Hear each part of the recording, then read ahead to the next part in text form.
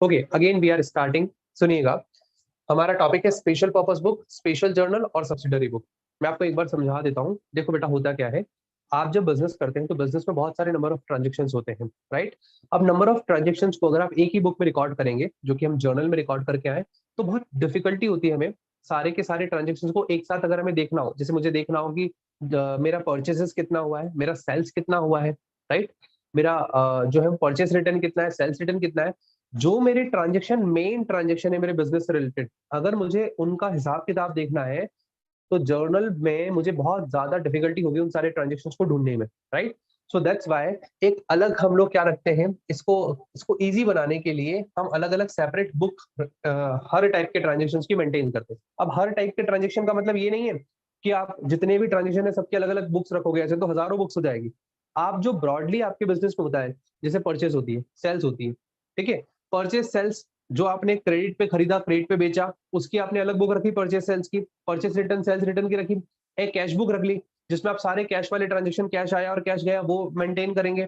और इसके अलावा एक रख लेते हैं जर्नल। इन सारी बुक्स में जो ट्रांजेक्शन नहीं आए वो जर्नल में चले जाएंगे, राइट।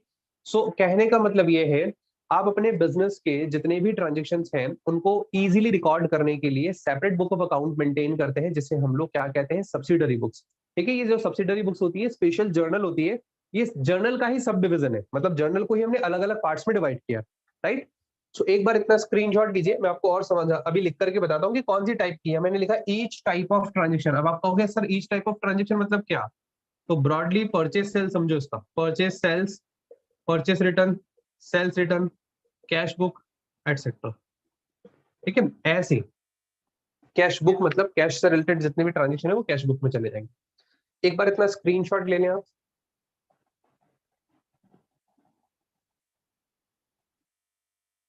क्लियर हो गया? आइए जरा आगे चलते हैं। अब सुनिएगा बेटा, हमारा चैप्टर है, देखिए चैप्टर में तो लिखा है कैश बुक। मैं पहले आपको सेपरेट पर्पस बुक में कौन कौन सी बुक्स आती है वो बता देता हूँ। यहां मैं लिखता हूँ sub division, sub division of journal. Journal को हमने कितने पार्ट्स में डिवाइड किया है ये समझो। आप सब डिविजन ऑफ जर्नल कह सकते हो या क्लासिफिकेशन ऑफ सब्सिडरी बुक्स कह सकते हो इसे, क्लासिफिकेशन या टाइप्स ऑफ सब्सिडरी बुक्स। ठीक है, सब्सिडरी में SUB लिखा है मैंने, समझ जाना आप, सब्सिडरी। ठीक है जी। अब सुनिएगा ध्यान से मैं क्या कह रहा हूँ। देखिए यहाँ पे हमने जर्नल को कुछ सब डिवाइड किया है। First is cash book. Cash book, cash book क्या होगी बेटा, एक ऐसी बुक जिसमें हम सारे पेमेंट्स और सारी रिसिप्ट्स को रिकॉर्ड करेंगे। जो भी पेमेंट्स किए हमने हमारे बिजनेस से, वो सब आप इस बुक में रिकॉर्ड करेंगे। To record receipts and payments of cash and bank. समझो, अगर जो भी पैसा मुझे रिसीव हुआ है, चाहे कैश में रिसीव हुआ है, चाहे बैंक से रिसीव हुआ है, या जो भी मैंने पेमेंट्स किए हैं, चाहे वो कैश में किए हैं चाहे बैंक से किए हैं, इनको रिकॉर्ड करने के लिए मैं एक सेपरेट बुक मेंटेन करूंगा जिसे मैं कहूंगा कैश बुक, राइट। ऐसे ही नेक्स्ट बुक होती है purchase book. Purchase book, purchase book क्यों रिकॉर्ड की जाती है, to record credit, credit purchase. देखिए जी, जो आपने क्रेडिट पे गुड्स बाय किया है, इस क्रेडिट पे गुड्स बाय को आप एक सेपरेट बुक में लिखेंगे जिससे बोलेंगे परचेज बुक। जो कैश में खरीदा होगा वो कैश बुक में चला जाएगा, क्योंकि वहां पे आपको पेमेंट करना पड़ता है, राइट। तो जब आप कभी कैश में गुड्स बाय करते हैं या कैश में गुड्स सेल करते हैं, वो आपका कैश बुक का पार्ट हो जाएगा, राइट। क्यों? क्योंकि आपने जब आपने उस गुड्स को खरीदा या बेचा होगा तो आपके पास ऑब्वियस सी बात है कैश आया गया होगा। सो वो क्या कहलाएगा, वो क्या कहलाएगा, कैश बुक का पार्ट। सो दैट्स व्हाई उसे कैश बुक में हम लोग रिकॉर्ड करेंगे। परचेस के बाद नेक्स्ट है सेल्स बुक। सेल्स बुक, बेटा सेल्स बुक क्या होती है, एक ऐसी बुक जिसमें हम रिकॉर्ड करते हैं क्रेडिट, क्रेडिट सेल को। अगर हमने क्रेडिट पे गुड्स बेचा सो इसे हम लोग सेल्स बुक में रिकॉर्ड करेंगे, राइट। नेक्स्ट है purchase return book. Purchase return book कौन सी बुक होती है, जिसमें हम लोग गुड्स जो हमने खरीदे हुए हैं अगर वो हमारे पास वापस हमने वापस लौटा दिए, सो वो हम लोग परचेस रिटर्न बुक में रिकॉर्ड करेंगे, right. To record the return of goods, to record the return of goods,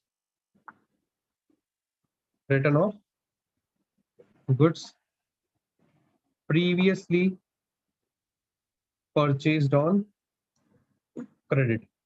हमने कोई गुड्स खरीदे थे पहले और क्रेडिट पे गुड्स खरीदे थे, अब अगर हम उसे लौटा रहे हैं तो उसे हम लोग कहाँ रिकॉर्ड करेंगे, इस इस बुक में रिकॉर्ड करेंगे, परचेस बुक में, परचेस रिटर्न बुक में, ठीक है।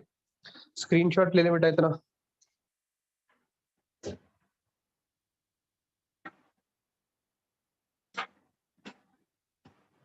ले लिया होगा, okay.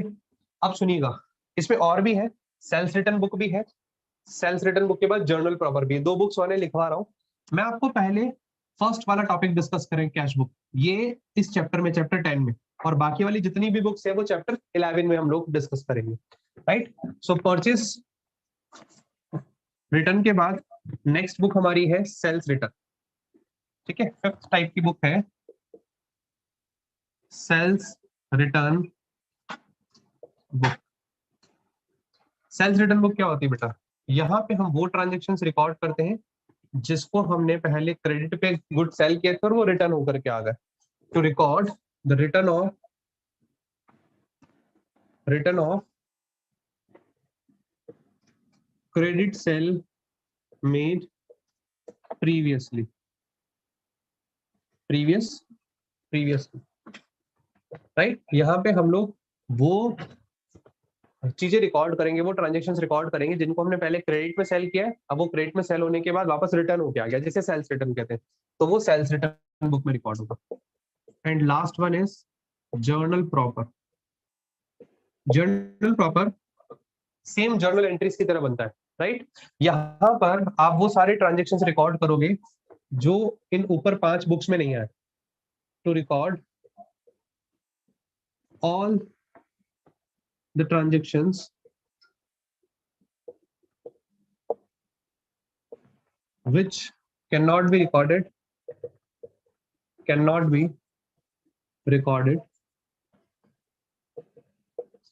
in the above books। जो ऊपर वाली बुक्स हैं, जो ट्रांजेक्शन उन 5 बुक्स पे नहीं आ सकते, वो यहाँ पे आएंगे। जैसे आपने क्रेडिट पे मशीन बाय किया, सो क्रेडिट पे मशीन आप परचेस जर्नल प्रॉपर में लिखेंगे, परचेस बुक में नहीं लिखेंगे, क्योंकि परचेस बुक में तो केवल क्रेडिट परचेस ऑफ गुड्स ही लिखा जाता है, राइट।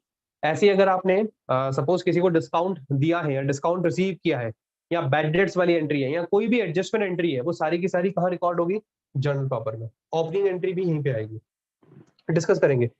फर्स्ट वाली जो बुक है वो कैश बुक है, उसे हम चैप्टर 10 में रीड करने वाले हैं, और जो इसके बाद second, third, fourth, fifth, six, बाकी की जो 5 रिमेनिंग बुक्स हैं उनको हम लोग चैप्टर 11 में डिस्कस करेंगे। क्लियर। सो कैश बुक हमारा टॉपिक होने वाला है। आपको ये बात समझ आ गई होगी कि कैश बुक जो टॉपिक है वो स्पेशल पर्पस बुक या सब्सिडरी बुक्स का ही एक पार्ट है, राइट। इतना स्क्रीनशॉट ले लें, ठीक है जी। आ जाइए अब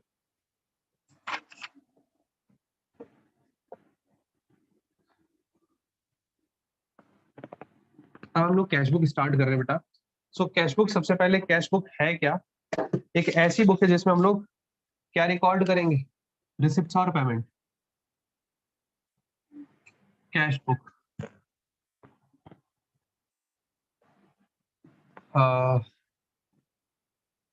to record receipts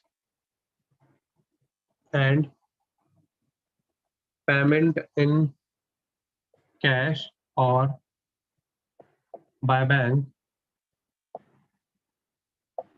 this book is maintained, this book is maintained।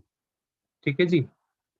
हम किस लिए बनाते हैं, रिसिप्ट्स और पेमेंट, जो हमने कैश में या बैंक से रिसीव किया है या बैंक से पेमेंट किया है, उन सारे ट्रांजेक्शन्स को रिकॉर्ड करने के लिए हम लोग कैश बुक बनाते हैं, ठीक है जी। सबसे पहली बात, ये कितने टाइप की होती है आपको ये समझना पड़ेगा। Types of cash book. देखिए कैश बुक वैसे तो 3 टाइप की होती है, सिंगल कॉलम, डबल कॉलम और ट्रिपल कॉलम। ट्रिपल कॉलम आपके कोर्स में नहीं है, इसीलिए सिर्फ यहाँ पे टू टू कॉलम्स तक बताई गई है। ठीक है, फर्स्ट इज सिंगल कॉलम या simple cash book. Single column और simple cash book. Second is double column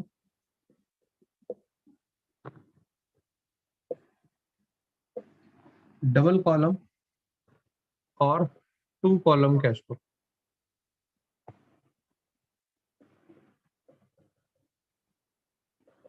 ठीक है, वैसे थ्री कॉलम भी होती है, लेकिन आपके सिलेबस में नहीं है थ्री कॉलम, इसलिए थ्री कॉलम हम डिस्कस नहीं करेंगे। इसके फिलहाल दो ही टाइप है। इसके अलावा एक और टाइप है जो हम लोग मेंटेन करते हैं। ये दो मेन टाइप है। ठीक है, ये इसके मेन टाइप है। आगे मैं एक चीज लिखता हूं, in addition to main cash book. ये जो मैन कैश बुक है, इनके अलावा भी firm also maintain firm also maintain petty cash book. Petty मतलब होता है स्मॉल, स्मॉल एक्सपेंसेस को रिकॉर्ड करने के लिए कैश बुक रखी जाती है। ठीक है, तो एक बार आप इतना स्क्रीनशॉट ले लो।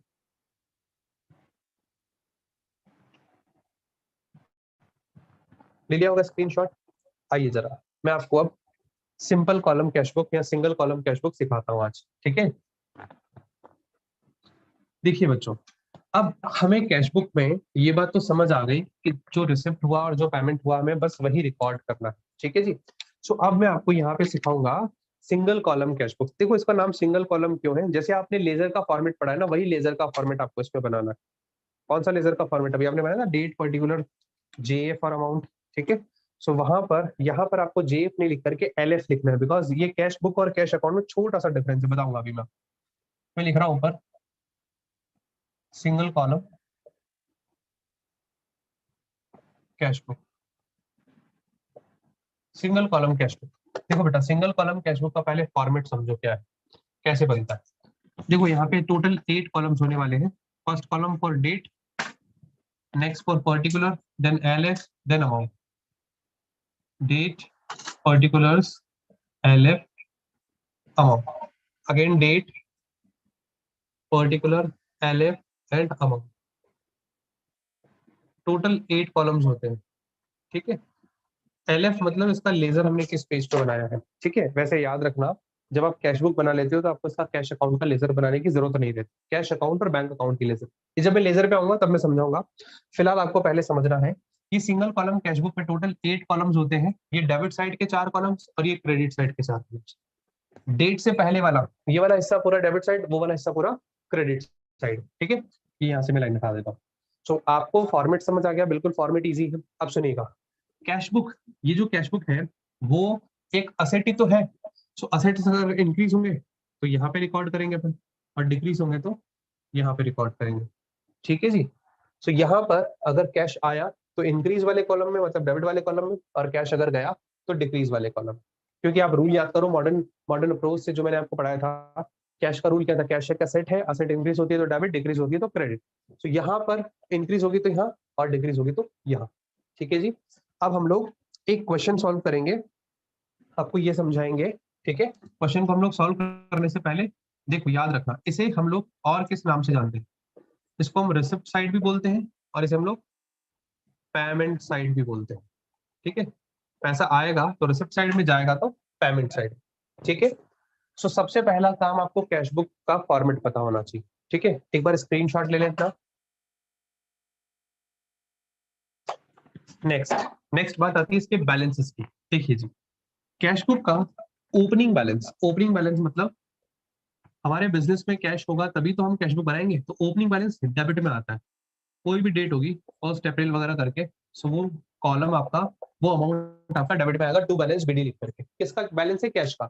ये क्या शो करता है कि हमारे बिजनेस में इतने रुपए का पॉजिटिव कैश पड़ा है। जैसे सपोज आपके बिजनेस में 1 लाख रुपीज का कैश पड़ा है और आप अपना नेक्स्ट ईयर स्टार्ट कर रहे हो, तो आप दैट टाइम पे टू बैलेंस बीडी लिखोगे 1 लाख, बिकॉज वो 1 लाख का कैश आपके बिजनेस में आपके पास है। ठीक है, वैसे सारे ट्रांजेक्शन करोगे और at the end of month आप कैश बुक मंथली भी बना सकते हो, है ना। आपकी मर्जी जैसे बना सकते हो, मंथली, क्वार्टरली, हाफ ईयरली, कैसे भी बना सकते हो, लेकिन जनरली मंथली बनाई जाती है कैश बुक, क्योंकि एक महीने में बहुत सारे ट्रांजेक्शन हो जाते हैं और ये कैश बुक का साइज बड़ा हो जाएगा अगर आप जितना लाइक क्वार्टरली और हाफ ईयरली बनाओगे तो। सो बेटा यहाँ पर हम लिखेंगे बाय बैलेंस CD। ये है क्लोजिंग बैलेंस। क्लोजिंग बैलेंस मतलब जब हमारा मंथ एंड होता है तो दैट टाइम पे कितने रुपए का बैलेंस हमारे पास कैश का बचता है, वो हम लोग क्रेडिट में ही लिखेंगे, क्योंकि क्रेडिट में ही आएगा ये। सो एक आप ये वाला स्क्रीनशॉट ले लें, ओपनिंग बैलेंस और क्लोजिंग बैलेंस, ये पता होना चाहिए, कई बार क्वेश्चन पूछा गया है।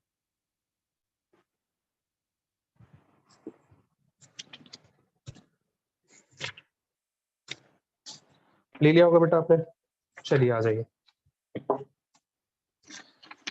एक क्वेश्चन की तरफ चलते हैं हम लोग। एक क्वेश्चन करेंगे हम लोग, सबसे पहले इजी सा क्वेश्चन लेंगे, काफी बड़ा क्वेश्चन नहीं लेने वाले। हाँ जी, ऑलमोस्ट आपके पास क्वेश्चन नंबर 1 पे आ जाइए। बहुत सारे पॉइंट्स हैं लेकिन हो जाएगा। देखिए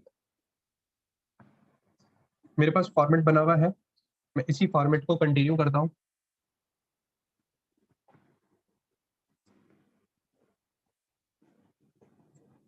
ठीक है, ये फॉर्मेट मैंने बना लिया। देखेंगे आप, मैं ऊपर सिंगल कॉलम कैश बुक ऐसे नहीं लिखते इसमें, वैसे लिखा तो यही जाता है, सिंगल कॉलम कैश बुक या simple cash book, single column cash book for the year ended या फॉर द पीरियड एंडेड लिखा जाता है, कितने महीने का आप बना रहे। आइए क्वेश्चन नंबर 1 स्टार्ट कर रहा हूं मैं।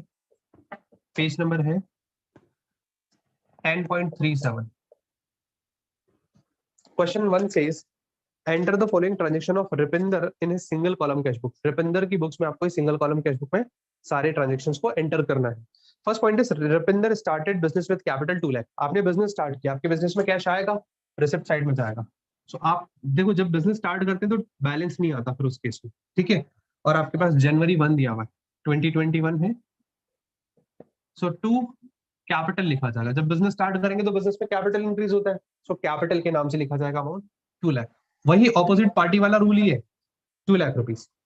Second point, purchase furniture for cash. आपने कैश में फर्नीचर बाय किया तो कैश आपके बिजनेस से जाएगा, तो आप डेट वाले कॉलम में लिखेंगे Jan 2, मैं सिर्फ 2 लिख देता हूँ, बाय और फर्नीचर, फर्नीचर का नाम आएगा, ठीक है, 50,000, क्योंकि फर्नीचर बाय किया तो फर्नीचर लिखेंगे, ठीक है।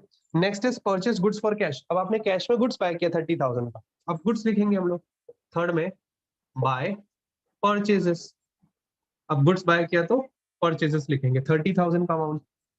Next is paid freight. Freight आपने पे किया, फ्रेट मतलब शिप से आपने गुड्स मंगवाया होगा और वो आपने शिपिंग कंपनी को किराया दिया 500 रुपए। सो इसकी एंट्री क्या होगी, 5 की बाय फ्रेट।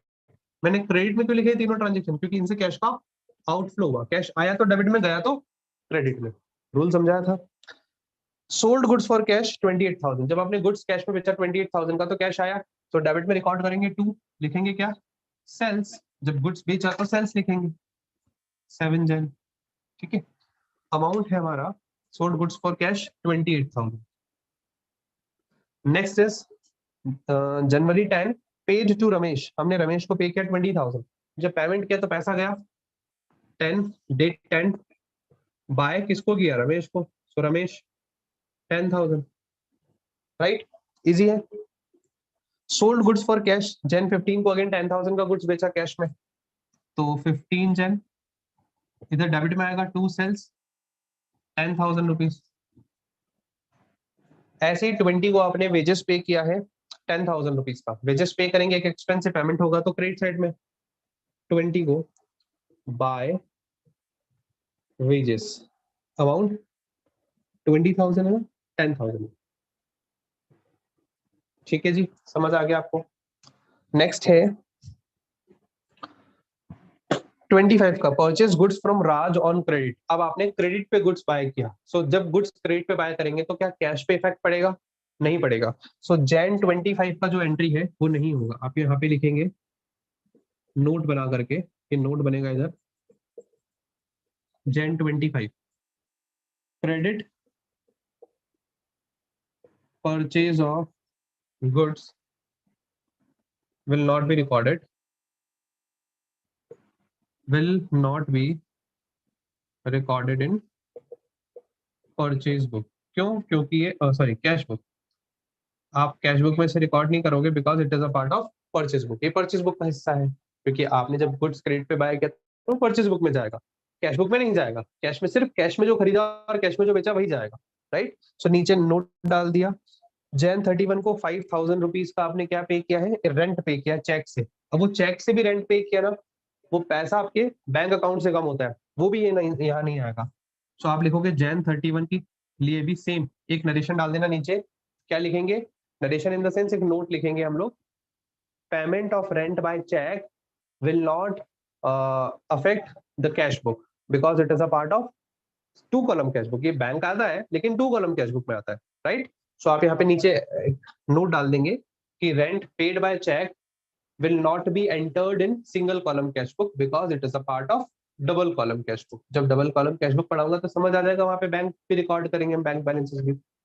तो ये आपका क्वेश्चन कंप्लीट होता है। क्वेश्चन जैसे ही कंप्लीट होता है आपको नेक्स्ट स्टेप क्या करना है, डेबिट का टोटल करना है। ये आ गया 3,38,000, ये डेबिट का टोटल।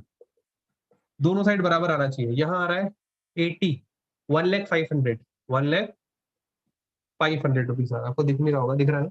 और इधर आ रहा है 3,38,000, माइनस कर दो 2,37,500, ये बैलेंस आ जाएगा इसका। माइनस करके 2,37,500 30th जनवरी का बैलेंस, और इसके बाद आप टोटल कर लीजिए, 3,38,000 आपका टोटल आ जाएगा। यहाँ पे 1,27,000 आ रहा है। अच्छा ओके, ये 2,28,000 ही होता है, सॉरी 2,38,000 ही होता है। 2,38,000 में से जब आप 1,00,000 लेस करोगे सो आ जाएगा आपके पास 1,27,500, राइट। 38 में से भी अगर अपन लेस करेंगे तो ये 50 और 30 80, 1,00,000, 1,00,000 लेस होगा तो 138,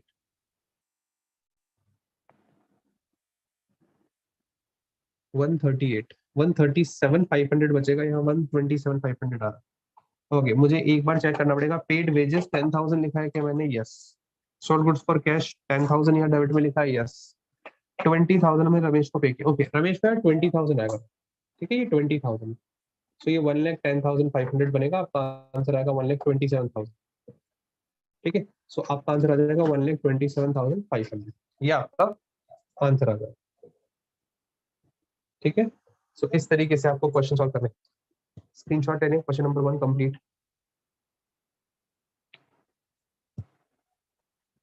ऐसे ही बेटा आपको और क्वेश्चंस करने, सेकंड थर्ड फोर्थ, 3 क्वेश्चन हैं जो सिंगल कॉलम कैश बुक पे है। सो आपको मैं एक होमवर्क क्वेश्चन दे देता हूँ जिसे आप लोग आराम से करना घर पे, सेकंड नंबर का क्वेश्चन कर लेना, ठीक है। सेकंड क्वेश्चन होमवर्क, स्क्रीनशॉट ले लीजिए। आज की क्लास यहीं ऑफ होती है, कोई डाउट हो तो आप पूछ सकते हैं बेटा, किसी को भी कोई डाउट हो तो आप पूछ लें।